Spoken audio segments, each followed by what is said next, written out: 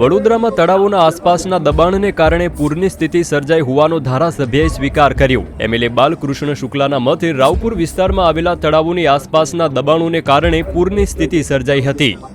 તેમાં કેટલાક ઠેકાણે દબાણો છે અને દબાણોના કારણે વિસ્તારમાં પૂરની પરિસ્થિતિ સર્જાઈ હતી। એ ધ્યાનમાં આવતા કોર્પોરેશનના અધિકારીશ્રીઓ અને વોર્ડ નંબર 14 અને 16ના અમારા કાઉન્સિલર મિત્રો અને સંગઠનના ટીમ સાથે સવારથી સ્થળ વિઝિટ થઈ છે અને ત્યારબાદ કલેક્ટરશ્રી સાથે બાલકૃષ્ણ શુક્લે તળાવોની મુલાકાત લીધી, જે બાદ તેની આસપાસ થયેલા દબાણો અંગેની રજૂઆત વડોદરા કલેક્ટરને કરી।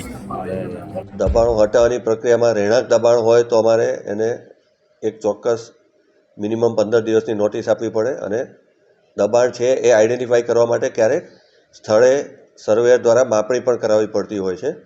તો આ બધી પ્રક્રિયા થતાં સ્વાભાવિક એકાદ મહિના જેવો સમય લાગી શકે।